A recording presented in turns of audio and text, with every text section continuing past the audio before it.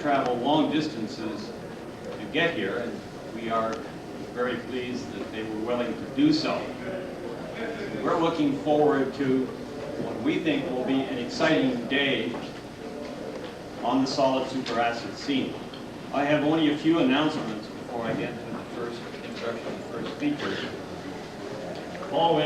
I should mention first of all that we're pleased to acknowledge the kind and generous support of a number of sponsoring agencies, companies, and groups. And I would ask you to take note of these. We will undoubtedly be flashing this in front of you again as time passes by. Also wanted to remind you, you may not need to be reminded, that we're having a poster session starting immediately after this afternoon session. It's going to be down on one floor below this, and at that same time there will be a reception, and we would invite and encourage all of you to attend that reception, which will go from 7 to 9, and the posters will go from 5 until 7. I have one other announcement that I need to make. That is that, unfortunately, Peter Moles, who was scheduled to give the 11:35 talk this morning, at the last minute wasn't able to get away to come here, and so that will be canceled. So the session this morning will end at approximately 11:35. Please take note of that, and please take note of the fact that we will begin again at 1:45 this afternoon.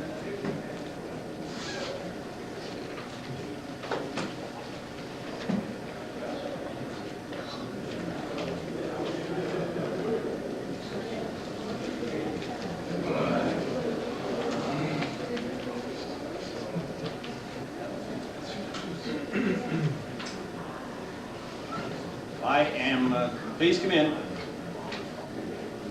I am, as you probably can tell from a number of my physical characteristics, getting rather long in the tooth, as the expression goes. And I have been in academic work for over 30 years. And in thinking about the people that I've introduced,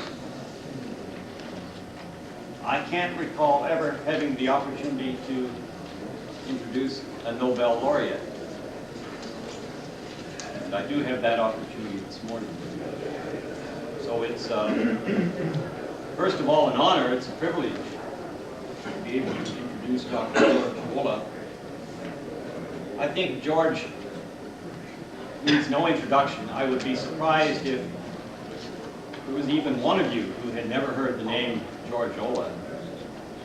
George has won many, many awards during his career in chemistry, and as you know, recently has reached the pinnacle of awards, the Everest of awards, the awarding of the Nobel Prize in chemistry. And rather than my going on about George, because most of you know his background, I'm sure, I'm just simply going to say it is our pleasure and our honor to have Dr. George Olah with us to give us the first lecture this morning, plenary address. Thank you very much. Thanks, John. It's a real pleasure with you. And let me say only one word. I really feel that these awards, as pleasant they are personally, are also recognition of the field in which people work. And it gave me very great pleasure that the field, part of it we are discussing today, was recognized, because as you know, it's not generally considered one of the most recognized fields in chemistry. I also appreciate that we are welcomed by the inorganic section to have our meeting. Obviously what we are doing is not considered in the organic section of any significance. John, in his introduction, said that it's a meeting where experts come together. I don't know exactly what John's definition of an expert is, But I tell you honestly, the topic we are discussing about, at least speaking for myself, I must confess there isn't really an overwhelming expertise yet. And I would start just simply to say something about the general topic of superacids. Of course, there is no scientific definition for superacid. As some of you know, the name was first used in 1927 by J.B. Conant of Harvard in 2 Jack's papers, including the title, and he just called attention, studied at this time the behavior of carbonyl compound in perchloric acid. He called attention to the fact they are acids stronger than conventional strong acid, and called them superacid. And then when there was a great revival in the chemistry and application of strong acid system, Ron Gillespie in the 60s suggested as a practical way that we should call acids, Brønsted acids, which are stronger than 100% sulfuric acid, which on the Hammond logarithmic scale as a value of 12 as superacid. But this is entirely arbitrary. We could draw the line wherever we want. And we suggested later that with Lewis acid, where of course we have even more difficulty to put Lewis acid on any reasonable scale, that Lewis acid, which has acidities exceeding aluminum chloride, could be called Lewis superacid. And of course, you know there is a wide class of this conjugate acid with very high acidities. Now, when you go to solids, then of course your problems multiply. And I don't claim that I have really much expertise to try to tell you about solid superacid acidities. I have one commercial. We have this book written with my friend Surya Prakash and John Sama, and we are getting out a new edition. Tongue-in-cheek, we try to discuss also solid superacid, but mostly we discuss what's known about it, and their acidity is a real challenge.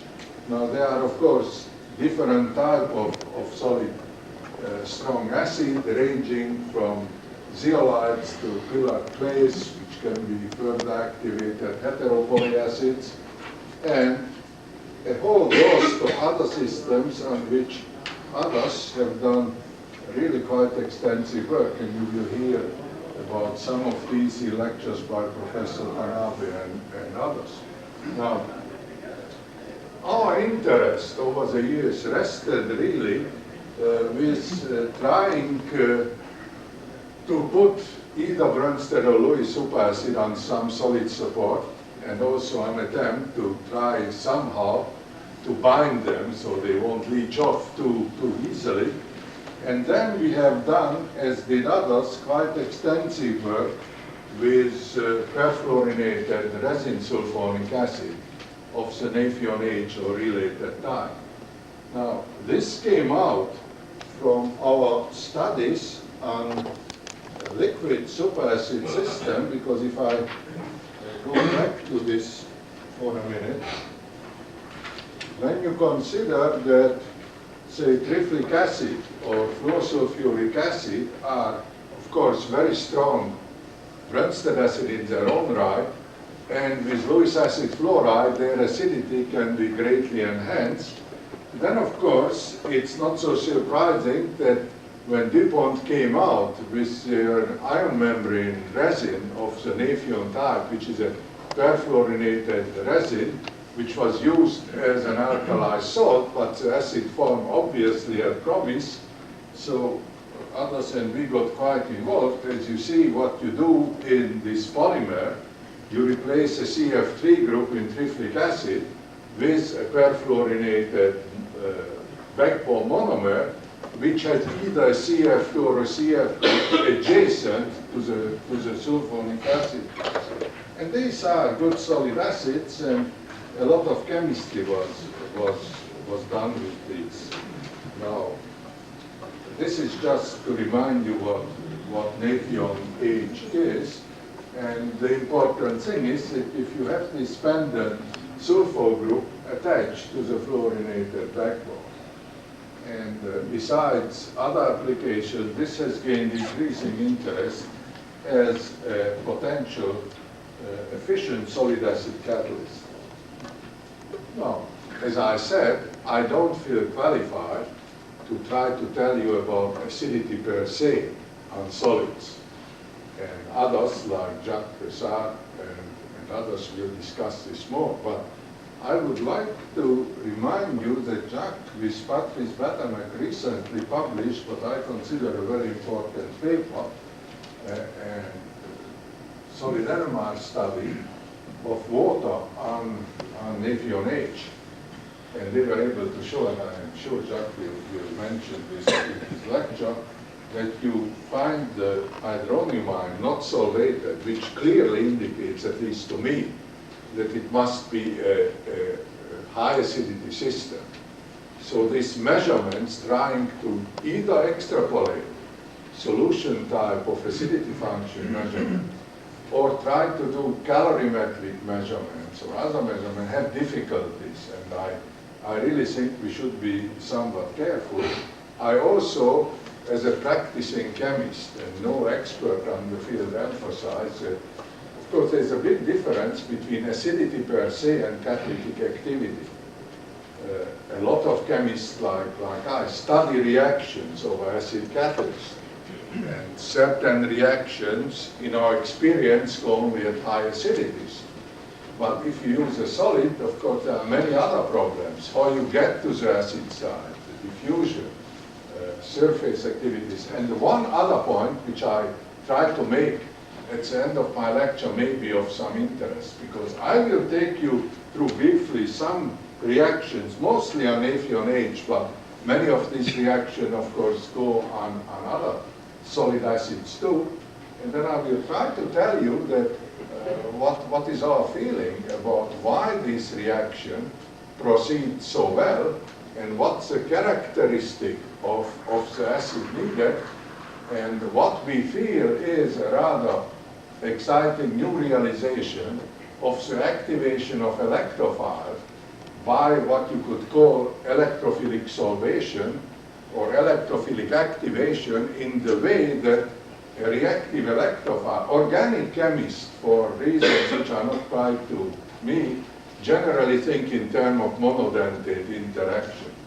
The organic chemistry over 120 years of this acid catalyzed or Friedel-Crafts reaction lived with this concept, but it became clear in some work I will refer to in solution chemistry that electrophiles which can coordinate further with strong acid, either Brønsted or Lewis, can be significantly further activated, and we think that this indeed is also the case on some solid superacidic system. As a matter of fact, this we feel offers wonderful new possibilities in carrying out reactions.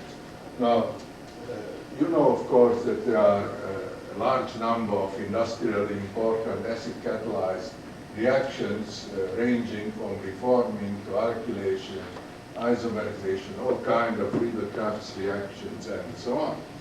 So to study these systems, it's not just academic interest, but they are very practical reactions. Now, this Nafion-H type of catalyst in their use have a significant number of real advantages. First of all, they certainly have high acidity and reasonable thermal stability. I said reasonable. Nafion-H can be used to up to 200 or 210 degrees centigrade. It's chemically quite resistant. Now, the cluster formation I will discuss later, because I believe this is a very crucial aspect of catalysts of this types, and I also believe of zeolites. In other words, we know now from work done in many laboratories that the sulfur groups in Nafion type of resins are in clustered areas. So the electrophile which forms at the acid side is exposed not just to one acid groups, but to a number, and therefore it finds itself in this cluster environment, which as you will see can do wonderful things for its activation, and there are other physical and chemical advantages. Now, this Nafion-H catalyzed reaction range the whole gamut of electrophilic reaction. These are some of the reactions I will briefly discuss with you before turning to some discussion of the mechanistic consideration, and there are many other reactions. It goes on and on. Because 120 years of solution electrophilic chemistry gave us a wonderful start, many of these reactions can now be carried out very well over solid acid catalysts. Now, some of these reactions look trivial, but they are really not. Now, if you alkylate aromatics with olefin, it's an easy, well-known reaction, and because olefins have fairly high nucleophilicity, you really don't need a very strong catalyst in many instances for it. On the other hand, it's well known that to activate ethylene is more difficult than propylene. That's why the ethylation of benzene needs stronger catalysts, and the reaction with propylene to make cumene. So Nafion-H works quite well in these systems, but with relatively short contact times, you can get up to 40–50% conversion, but this certainly isn't the type of model reaction where you could say that it's necessary to shoot for very high acidities. Now, when you use styrene as an alkylating agent, there are very good possibilities to use styrene in producing all kinds of aromatic intermediates and products. Now, styrene, of course, polymerizes very readily, but if you carry out the reaction of an Nafion-H at a temperature range, say of 70 degrees or above, you can get very good alkylation with styrene. Of course, polymerization increases by lower temperature. The trouble with the olefin reactions of an Nafion-H is that the catalysts tend to deactivate. The reason for this is that on the surface of the catalyst you start to form oligomeric or polymeric products from the olefin. That's a very recent paper reported in Catalysis letters about butane, isobutane alkylation, and whereas the reaction goes very well, and initial selectivity is good, but selectivity is lost, and this again, as I said, is due to the fact of oligomer formation. Now, of course, there are many other alkylating agents, and one of the alkylating agents which have substantial interest are alcohols. Now, methanol, of course, being a primary alcohol, isn't a very good methylating agent, certainly not in solution chemistry. You can't form the metal cation. It's thermodynamically rather difficult. So you form some type of protonated or coordinated methanol species, and you can react this, say, even with benzene or toluene, and you get silanes in very modest field. But there are other reactions. The major reaction is a bimolecular dehydration of dimethyl ether, to methanol to dimethyl ether. Now, when you go to other alcohols, like benzyl alcohol, of course, it's much more reactive, and it alkylates aromatics very efficiently at fairly modest temperatures. Now, what I said, modest temperatures, generally, you need to have a threshold temperature to get Nafion-H working, and I guess it's due to the fact that you must have a reasonable rate of diffusion in and out. So at ambient temperature, it really isn't much of a catalyst. But in benzylation at 90 or 95 degrees, you get high yield with typical isomer distribution for electrophilic reaction. And there are a whole host of reactions quite similar to this. For example, you can do alkylations with esters or chloroformates, you can do all kind of reactions like transferring bromine in a transbromination reaction, and many other typical electrophilic reactions. Most of these are well known in solution chemistry, but they go remarkably well over Nafion-H. You can do isomerization and disproportionation reactions of alkyl aromatics. And they all follow the well-established order that isopropyl reacts already with an ethylene metal, which reflects the incipient carbocation formation sequence. Now, calculation, as I told you, isn't really a very tough problem to do. There are a multitude of catalysts, and it's interesting to see how this class of high acidity catalysts behave. But there are other reactions in which there is a very great interest to find practical catalysts. Now, Friedel-Crafts acylation is as old reaction as alkylation. This was also discovered originally by Charles Friedel and James Mason Crafts in 1877. And it works very well in chemistry, but there are drawbacks. One of the drawbacks is that you need to use large amount of the catalyst. For example, if you do a Friedel-Crafts acylation with aluminum chloride, you need to use significant amount of catalyst, and the general wisdom for this is that the Lewis acid complexes to the acylating agent form some type of an activated acyl complex, which then performs a reaction, but the Lewis acid sticks on the product, on the ketone. So even from a practical point of view, it's a rather nuisance. So using solid acid catalyst in this type of reaction has great interest, because in these cases you don't need to have this large excess of a catalyst which you need to remove in costly operation. And benzoylation, we have shown quite a few years ago, for example, works very well. And you can get fairly decent yield of typical Friedel-Crafts benzylation product. Now, acetylation, in contrast, was a disappointment for a long while. And the reason why related, say, acetylation had difficulties, we found out eventually, was due to the fact that the acetylating agent, under these conditions of an Nafion-H, at the temperature range where you have activity, tends to undergo preferential deprotonation to ketene.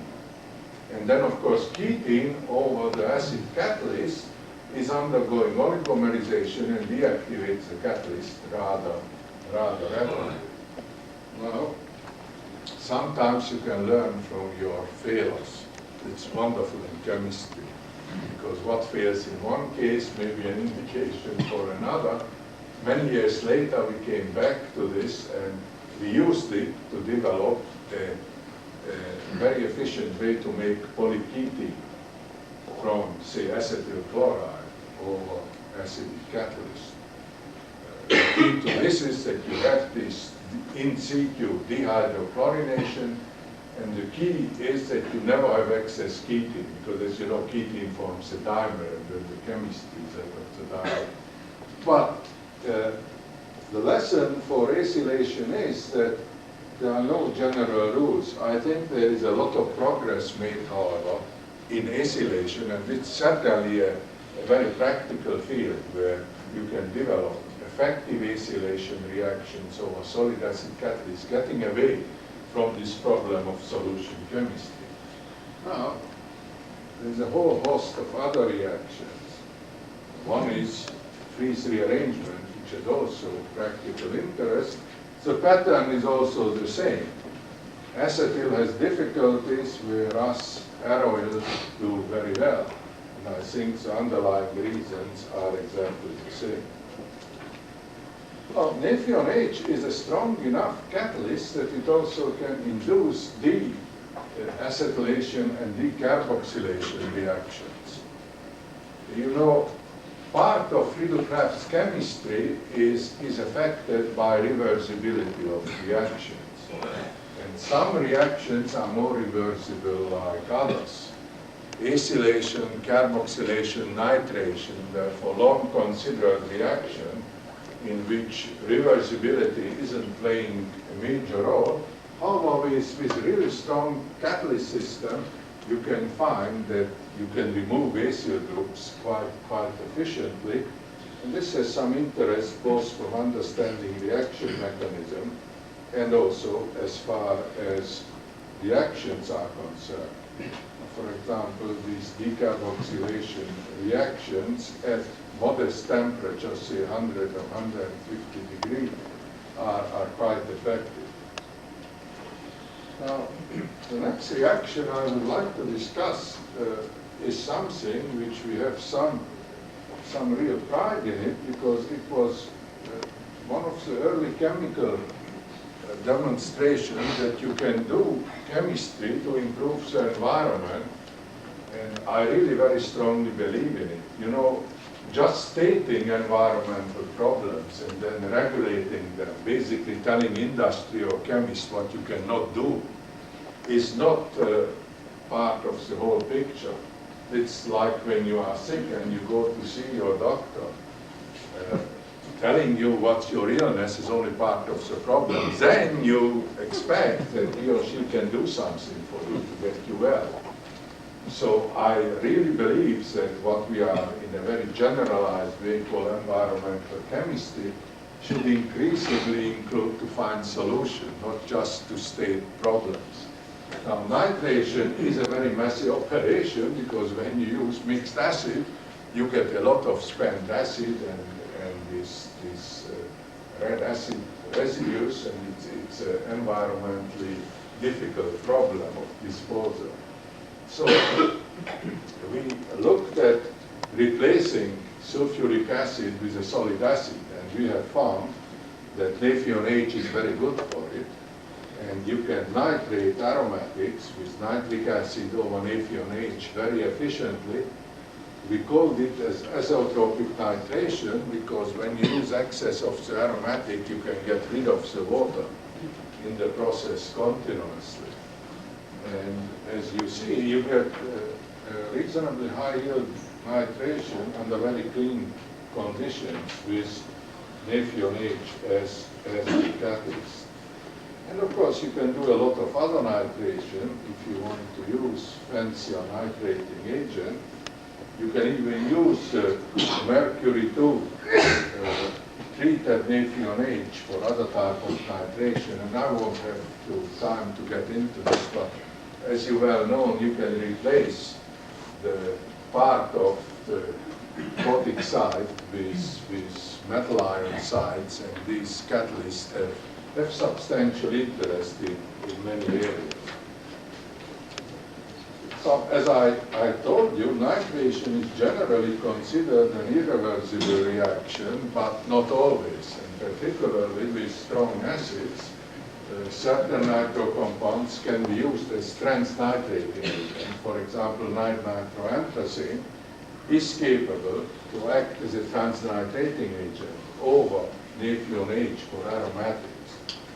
And this has rather interesting mechanistic implication. Now, as you know, Friedel Crafts chemistry to a large degree was the chemistry of aromatics. And that's the way it developed. Also in practice, the application in the aromatic field is probably much more important. So for here on, let me just mention a few applications of Nafion-H catalysis in saturated hydrocarbon conversion reaction. Now, the isomerization of endo to exo methylene norbornene is catalyzed exceedingly efficiently over Nafion-H. And as you know, it's the first step if you want to push the isomerization further to aromatic. I already mentioned something about olefin isoalkane alkylation. If you just react isobutylene over Nafion-H at a suitable temperature range, you get hydrocarbon formation of the C8C12 region. This is oligomerization and hydrogen transfer. And even methane can be induced to react over Nafion-H with some suitable systems. One particular system we have great interest in was the chlorination, the ionic chlorination of methane. I, again, won't have time to get involved in this, but if you think in terms to use methane as a building block, and say you want to make methanol from methane directly. Now, presently, of course, this is done via syngas on a very large scale. But you can think in terms, are there other ways to do this? And we have found that if we first transfer methane to metal halide, and we did this for a long while, mostly in solution chemistry, we can do this ionic halogenation quite selectively. And then what you can do, you just do an SN2 hydrolysis. Of course, SN2 reactions are mostly to bother students in class, but you can also make some use of it. I think the last time anybody was really interested to hydrolyze metal halide to methanol was a long time ago, and certainly not for any practical chemistry. But if you can use halogen, and the chlorination really is not the advantageous one, because the byproduct is HCl. And to reoxidize HCl in any variation of decon chemistry is very tough. But if you do similar ionic bromination, and then you take metal bromide and you hydrolyze it quite readily, then you get, of course, HBr as your byproduct, and HBr can be very easily reoxidized. So that's a way to really do a catalytic transformation of methane to methanol without going to syngas, taking advantage of initial activation in an ionic type of halogenation reaction. Now there are many other reactions. The Ritter reaction of adamantane and related system is just one of them. But let me try to come now to my point I really try to make here today, and this is how these reactions of simple electrophilic reactions can be much improved over a strongly acidic system. And I have great interest in this in recent years. We collected a lot of data over the years, but we really couldn't really quite clearly understand them. In '93, I put together a fairly lengthy paper in Angewandte where I suggested that there is protolytic or electrophilic activation of electrophiles which have the ability to further coordinate either with Brønsted or Lewis acid, and this activation results what I call superelectrophiles or electrophiles of increased electrophilicity. As we can't define scientifically superacid, I can't define superelectrophiles only by comparison. But this activation is something which I feel is quite significant and maybe even useful. And let me just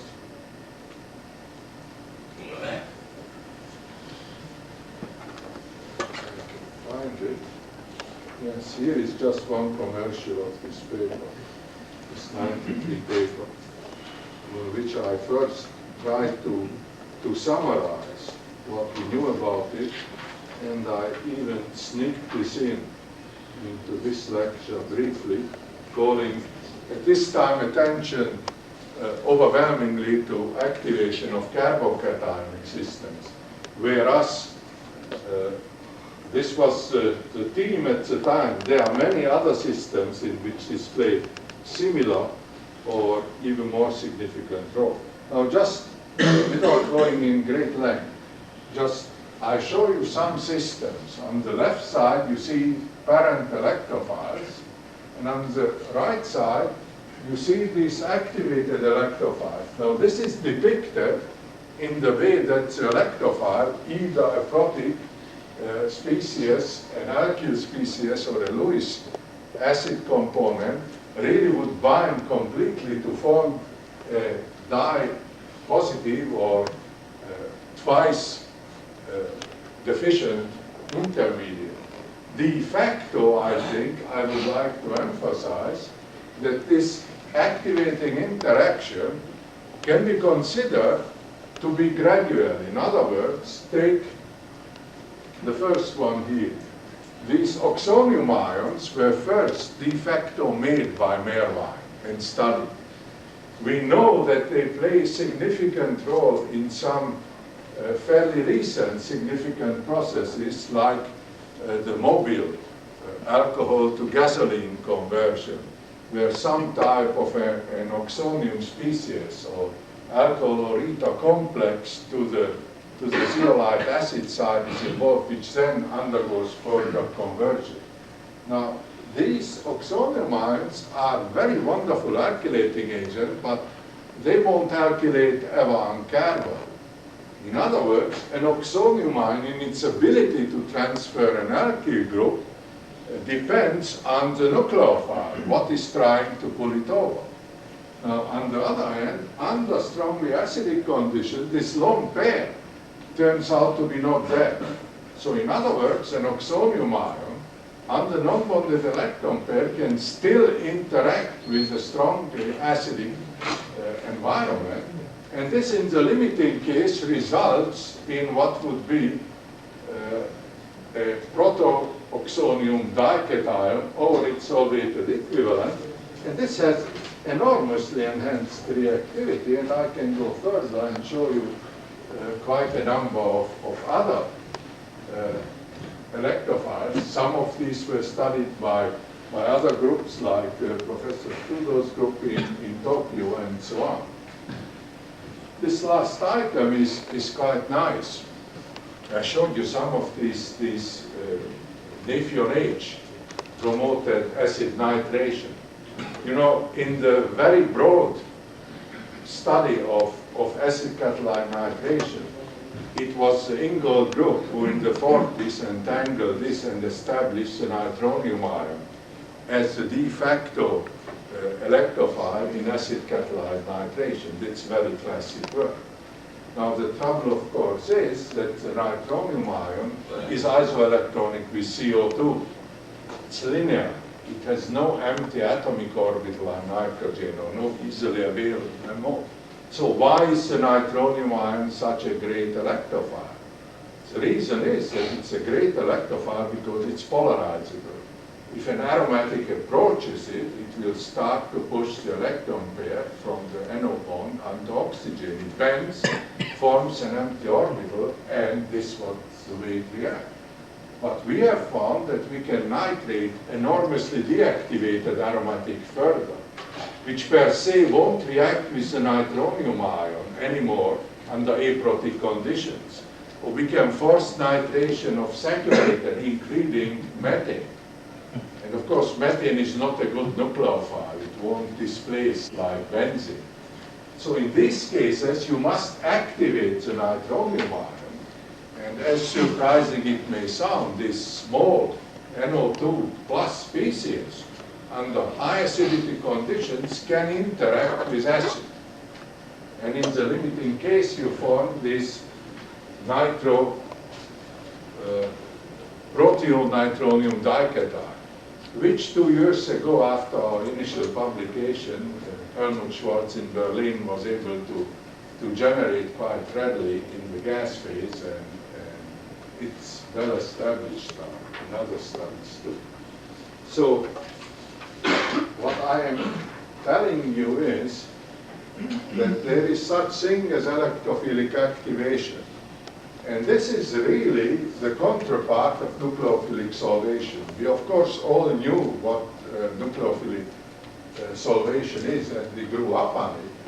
What electrophilic solvation or activation is in a way its counterpart. In other words, an electrophile which still can further interact with a strongly acidic component or environment is doing it, and this can happen with non-bonded electron donors like oxonium and so on. I will briefly show you a a few more examples how this works.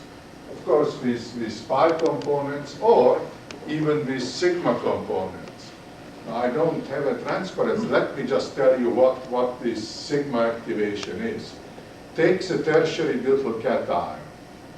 Now, we all know the tertiary butyl cation, and at least I felt rather proud that we made it many years ago and we characterized it and so on.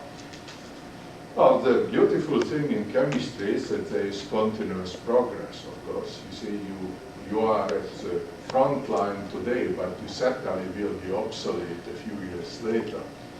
And it's sometimes fun to contribute to your own obsolescence. Whereas, you see, the fact that you can observe these simple alkyl cations like T-butyl cation in superacidic solution is due to one fact. In superacid, you don't have deprotonation equilibrium. The whole key of hydrocarbon chemistry of aliphatic system is due to the fact of olefin reactivity. In this system, there is always an equilibrium of the alkyl cation, say, with its olefin. T-butyl ion, under conventional condition, always was in equilibrium with isobutylene. And of course, then you can't observe it, because you have a strong acid and a strong base together, and they won't stick around long without reacting. Now, so in the superacidic media, when you see a T-butyl ion, you know there is no olefin.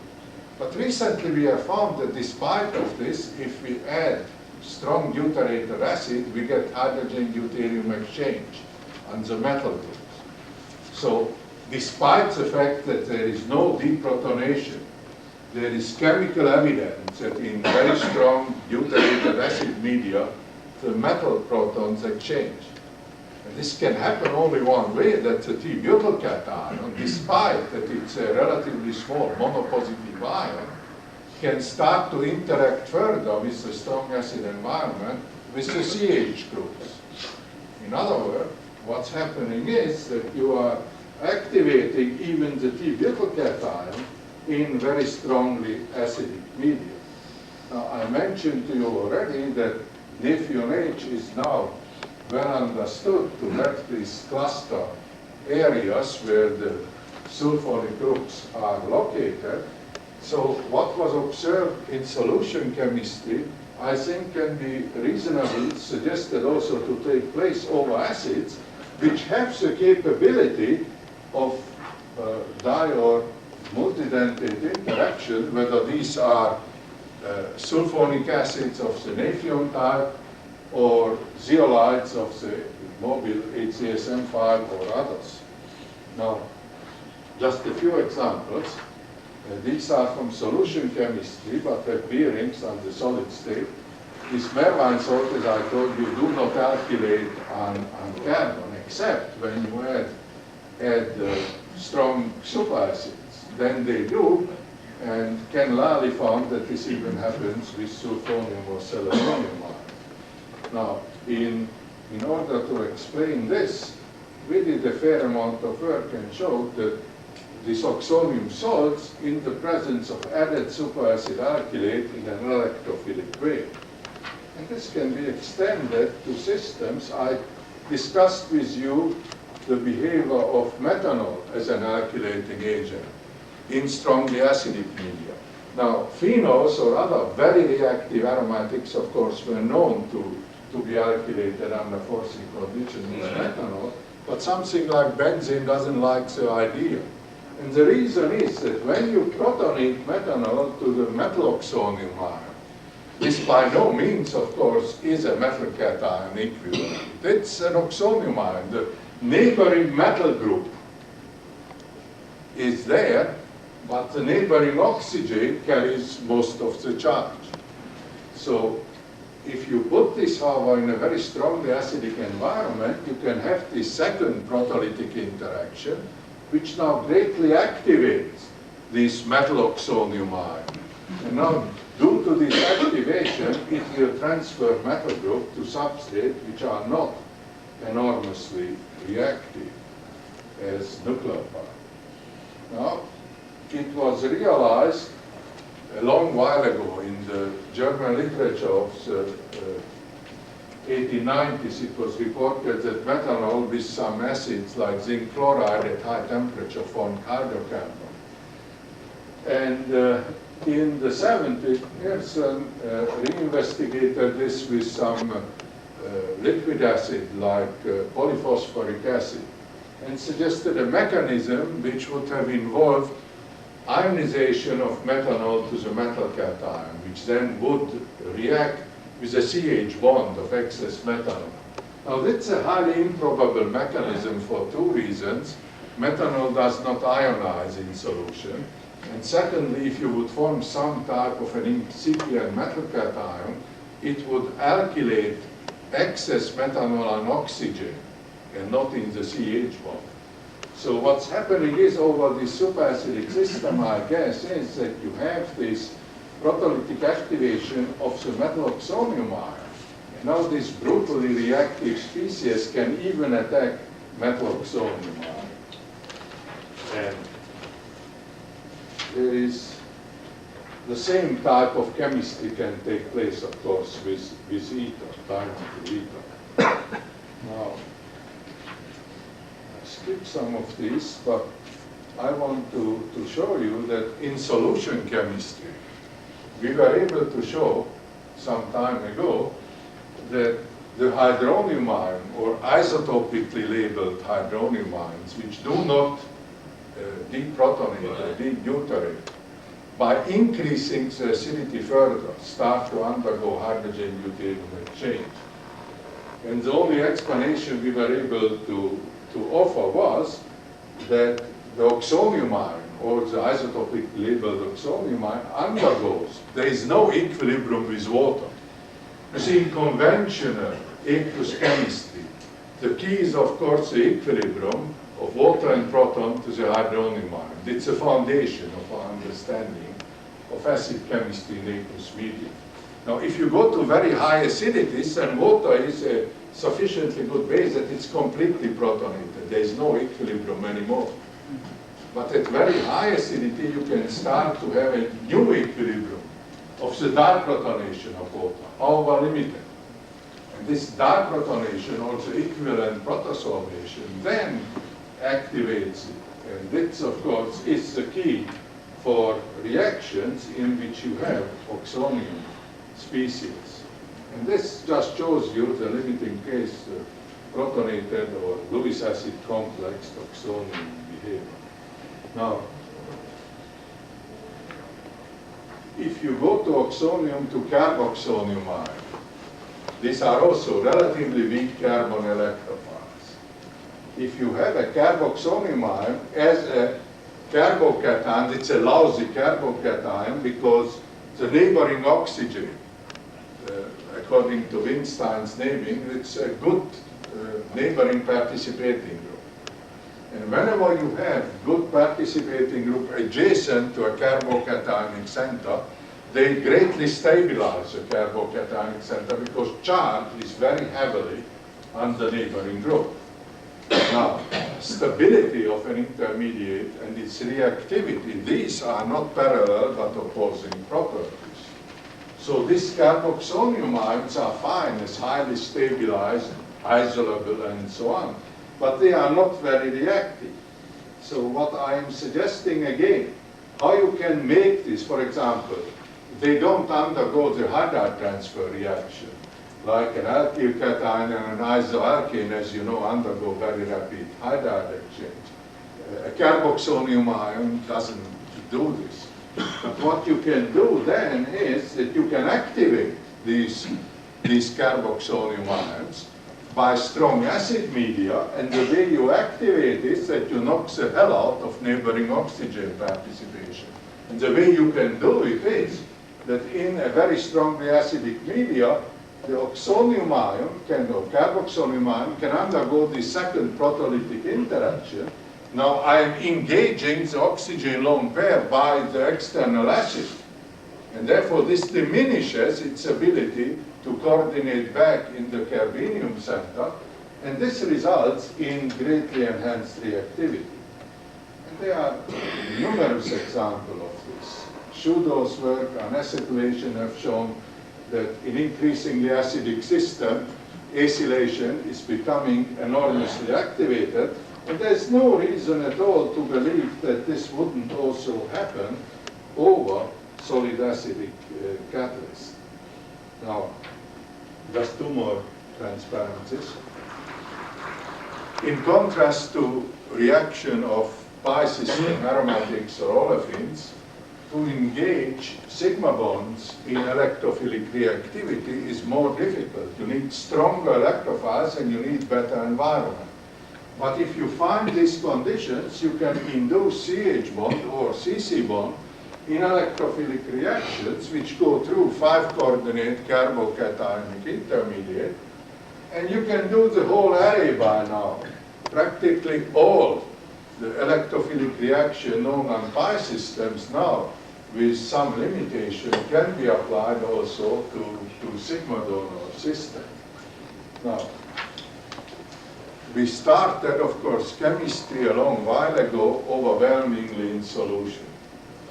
In this particular field, the pioneers, Friedel and Taft's work 120 years ago, and there was enormous progress in the field. With the development of the modern petrochemical industry, chemistry extended and olefins became the backbone of the industry.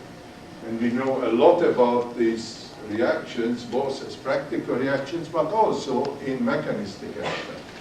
With the advent of this superacidic type of chemistry, we were able not only to understand better the ionic intermediates, but we were able also, or we are at the point where substantial progress is made, to develop chemistry where we can induce not only in hydride transfer and acylation, but many other reactions, alkanes. And my last slide is a very rewarding one, because in these two papers I showed you, including my Nobel lecture, I stuck out my neck a little bit and suggested that the progress made from solution chemistry to solid acid chemistry maybe is not the limit.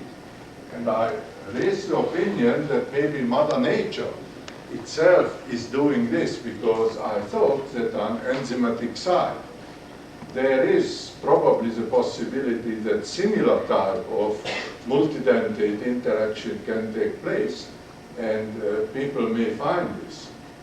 And it's very rewarding that just very recently this paper was published in Angewandte Chemie by Berkessel and Tauer, who reported that they were able to isolate a metal-free hydrogenase enzyme. Now, I'm not an enzyme chemist, but even I know sufficiently that most of these enzyme mechanisms are centered around the role of the metal at the site, which coordinates and contributes significantly to reactivity.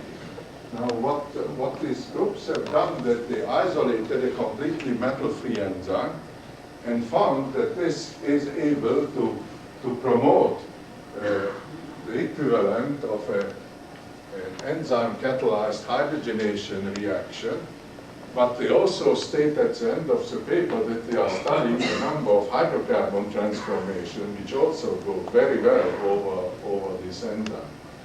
Now, because you don't have any metal site anymore, you are left with a problem how you explain it, and they said the only explanation they can give is the equivalent of this carbocationic superacid catalyzed chemistry. And one review even credits me with this type of enzyme. I have no merit in it, except that I strongly believe that chemistry is fairly general. If you can entangle certain principles of chemistry, you generally find that these are around. So I took you on a little journey just to try to tell you that acid-catalyzed reactions have significant possibilities that these solid superacids, or what we call solid superacid catalysts, indeed catalyze a very broad range of reactions, and wonderful things are found all the time. We have still problems in defining acidity And I really was trying to emphasize more reactivity to this than acidity, but perhaps I give you some glimpse that very high activation of electrophilic nature can be achieved, and I don't think this is just limited to liquid acid. I think solid acids which have this ability of multidentate coordination on clustered sites or on sites where the Brunstad and Lewis sites are not too far apart can themselves do this. I thank you very much for your attention.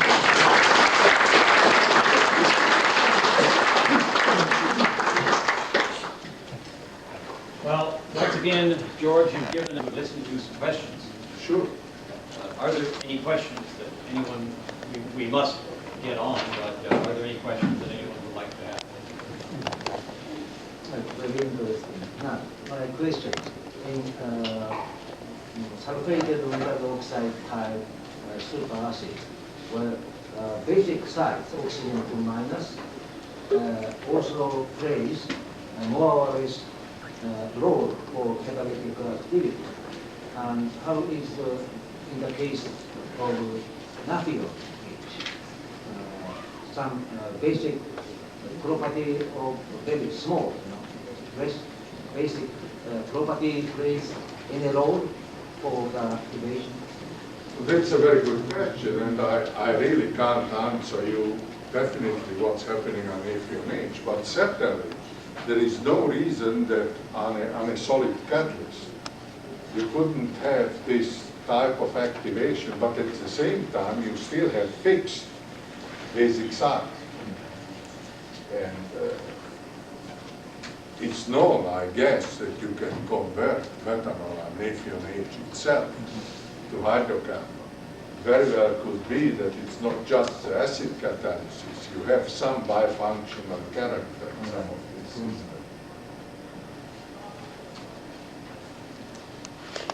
Yes? One of the limitations in solid is the geometric constraints, which you don't have in solution. Have you given some thought, or is there thought out there what kind of geometries are necessary to allow the solidation? You talked about the cluster in the Nafion-H, it's a very flexible system. There's much less flexible than organic. No, look, I kept away from zeolite except of admiring the chemistry done in zeolite. But when you consider the zeolites, at least my simple-minded view is, the zeolites also provide a wonderful ionic environment where the reaction takes place. In the zeolite channels or cavities, you do reactions in a remarkable environment. And to what degree this environment contributes to these reactions must be seen. There is also no reason why you can't modify zeolites even further.